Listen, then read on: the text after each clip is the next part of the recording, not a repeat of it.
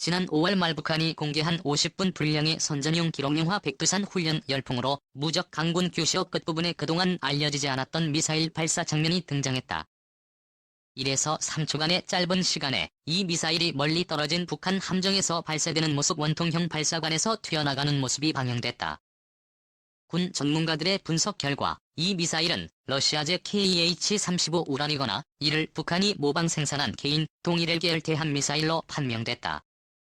K인-01은 원래 해안에서 적 함정을 공격하는 지대함 미사일 형태로 여러 차례 시험 발사가 이루어졌지만 함정에 탑재하는 함대함 변형도 개발된 것으로 알려져 있다. KH-35는 러시아가 1990년대 중반 개발해 인도, 미얀마, 베트남에 수출한 미사일로 미국의 대표적인 대함 미사일인 하푼과 유사하다고 해서 하푼스큐라는 별명을 갖고 있다. 길이 3m 85cm, 무게 480kg, 직경 41cm이고 최고 속도는 음속에 미치지 못하는 마하 08이다. 함정은 물론 항공기 지상에서도 발사가 가능하다.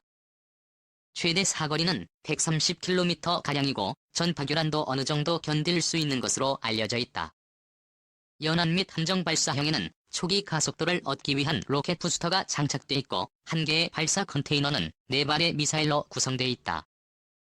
북한이 보유한 미사일은 러시아가 아닌 제3국을 통해 몰래 들여온 뒤 이를 모방 생산했을 가능성이 큰 것으로 분석되고 있다. 이 미사일의 강점은 바다 위를 낮게 스치듯이 비행해 레이더에 탐지되기 어렵고 요격도 힘들다는 것이다. KH-35는 15m 정도의 고도를 초속 300m로 비행하다가 목표물에 가까워지면 3m까지 고도를 낮춰 기습적으로 공격할 수 있다. 고도로 정확한 전파 고도를 활용해 일정 고도를 유지하며 관성항법 시스템으로 비행하다 최종 단계에선 미사일 앞부분에 달려있는 레이더가 스스로 목표물을 탐지해 타격한다. 북한의 신형 대함 미사일 KH-35. 문제는 이렇게 낮게 비행하고 전파 반대에도 강한 북한 대함 미사일이 지금까지 없었다는 점이다. 지금까지 북한 해군이 보유한 대함 미사일은 1950년대 개발돼 1960에서 1970년대 각광받았던 스틱스 미사일로 최대 사거리는 46km이고 전파교란에도 취약한 것으로 평가돼 왔다. 우리 해군의 이지스함과 3,000에서 4,500톤급 한국형 구축함 등 신형 함정에는 이런 미사일을 요격하거나 교란할 수 있는 고속기관포와 전자전 장비가 탑재돼 있다. 대함 순항 미사일을 요격할 수 있는 고속기관포로는 유럽 제인 30mm 골키퍼와 20mm 펠링스가 대표적이다. 전자전 장비로는 국산 소나타가 장착돼 있다. 하지만 약설은 적의 달하며 서해 NLL의 경기의 임무의 주력인 구형 초계함과 호위함에는 이런 무기가 없어 신형 대함 미사일은 치명적 위협이 될 수 있다. 구형 초계함과 호위함에는 레이더로 유도되는 미사일을 교란하는 제품을 살포하는 장비가 있지만 이런 장비는 구형 스틱스 미사일에는 효과가 있을지 몰라도 신형 대함 미사일에는 효용성이 떨어진다는 평가가 많다. 이에 따라 국내에서는 구형 초계함과 호위함은 이 신형 미사일의 사거리 밖에서 작전하는 등의 대책을 수립한 것으로 알려졌다. 제2차 세계대전 중반까지만 해도 수상 전투함정이 가장 강력한 무기는 구경이 큰 커 보였다. 일본은 직경 46cm 거포를 가진 사상 최대의 전함 야마토와 무사시를 건조하기도 했다. 하지만 1960년대에 들어 여기에 일대 변화를 초래하는 사건이 발생한다. 제3차 중동전 중이던 1967년 10월 21일 이집트의 포트사이드항 인근에서 무력 시위 중이던 이스라엘 구축함 웨일라이트를 향해 4발의 미사일이 날아왔다. 1960년대 중반에 이집트 해군이 구소련으로부터 도입한 구마급 미사일 고속정에서 발사된 스틱스 함대함 미사일이었다. 북한의 대함 미사일 스틱스 미사일 공격을 받은 레일라트는 승무원 190명 중 47명, 전사 41명 부상이라는 인명피해를 입고 침몰했다. 1분도 안 되는 소형 미사일정이 2,000톤에 육박하는 함정을 격침한 건 다윗이 골리앗을 쓰러뜨린 거였다.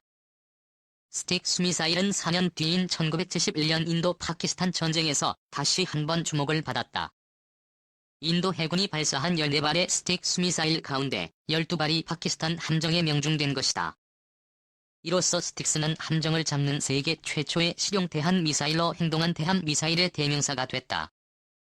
스틱스의 놀라움 전과 이후 세계 각국은 대함 미사일을 앞다퉈 개발해 다양한 대함 미사일이 등장했고 지금도 신형 미사일이 개발되고 있다. 그중 대표적인 것으로 미국의 하푼, 러시아의 380 선반, 프랑스의 액조세다. 미국의 신형 하푼 블록에는 사정거리가 150km로 2003년 실전 배치됐다. 길이 4.6m, 직경 34cm로 최대 속도는 마하 0.4. 수상 목표물은 물론 육상 표적도 공격할 수 있고 정확도가 향상돼 50km 밖에서 10의 정확도를 갖는 것으로 알려졌다. 러시아의 38선번은 초음속으로 비행해 요격이 힘들고 강력한 파괴력을 가져 항공모함 킬러로 불린다. 러시아가 막강한 미국의 항공모함 전단에 대응하기 위해 개발했다. 수명이 7m의 낮은 고도에서 마하 1의 초음속으로 비행하고 공격 직전의 적 함정의 단거리 대공 미사일 공격을 회피하기 위한 급격한 기동을 한다. 5,000톤급의 대형 함정도 단 한 발로 무력화할 수 있다. 사정거리는 90km에서 160km이고 러시아, 중국 등이 보유하고 있다. 길이 9.4m, 직경 76cm의 대형 미사일이다. 엑조셉 미사일은 1982년 포클랜드 전쟁 때 아르헨티나군이 사용 영국의 최신형 구축함을 격침시켜 유명해졌다. 원래 사정거리는 70km이지만 180km로 늘린 신형 블록 섬용이 개발되고 있다. 길이 5,009m, 직경 35cm다. 우리 해군의 경우 미국제 하푼과 프랑스제 엑조셉 미사일을 도입해 구축함 호위함 고속함에 탑재왔으며 2003년 이후 국산 대한미사일 해성을 배치하고 있다. 미국의 하군과 대등한 성능을 갖고 있는 것으로 평가되는 해성은 사정거리 150km, 순항속도 마하 0.8로 수면 가까이 낮게 비행해 요격하기 힘들다. 국산 무기 개발을 총괄하고 있는 국방과학연구소는 해성을 발전시킨 국산 초음속 대한미사일도 2000년 이후 개발 중인 것으로 알려져 있다. 이 필리핀 한국의 황급 코르벳 목포함 운영을 위한 후속 군수지원체계 개혁을 모색 중. 필리핀이 한국 측으로부터 무상 제공받을 포항급 코르벳 북부함 유지를 위한 후속 군수지원체계 계약을 모색 중이라고 합니다. 무장통신 전자정보시스템 후속 유지를 위한 후속 군수지원체계 예상 계약 금액이 5작 23만 불입니다. 정말 싸네요. 필리핀은 최근 중국의 받아 빼앗긴 암사 공정 때문에 무장을 급속히 증강 중입니다.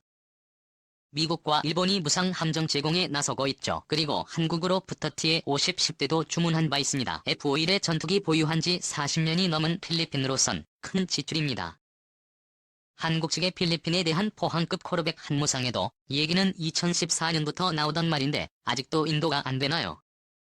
만재 배수량 1,200톤 정도로 포항급 4번함으로 급조경인 목팜은 한국 해군에서 2014년 11월 퇴역 조치된 바 있습니다. 포항급 3번함 경주함의 모습입니다. 목포함의 잠이함으로 2014년 12월 동시 퇴역 조치된 바 있습니다. 이걸로 한국 해군은 태평양을 건너린 패까지 출전시킨 바 있습니다. 경제함이란 소리도 있고 목밤이란 소리도 있고 이 두 점 모두 다라는 소리도 있고 분분하네요. 한국이 80년대 24척이나 건조해서 무더기로 취역시킨 포항급 중 이 두 척은 1986년 취역돼서 마르고 닳도록 쓴 급초기 함정들이죠. 그나저나 숫자 욕심이 유별난 한국군이 웬일로 포항급을 5척이나 퇴역시켰나 모르겠습니다.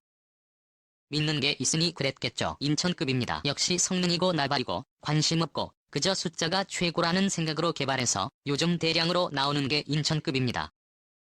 만재 배수량 3,200톤급으로 별 볼 일 없는 성능의 인천특급은 현재 한 척이나 나와서 포항급과 울산급을 급속히 대체 중입니다.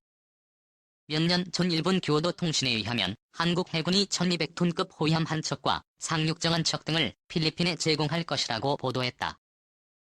한국은 무장을 포함 전체 포항급 함정을 통째로 필리핀에 무상 공여할 예정이라고 합니다. 무장일 해봐야 건질 만한 건 엑소셋 미사일과 오토바이라 보죠.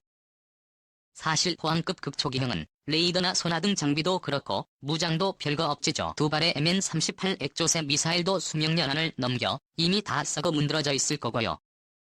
개별 무장인 미스트랄 단거리 미사일은 당연 빠질 거고요. 그런데 오토멜라라 76mm 포탄은 매우 아깝습니다. 이건 재활용이 가능한데요. 설마 이것까지 무상으로 주는 건 아니겠죠.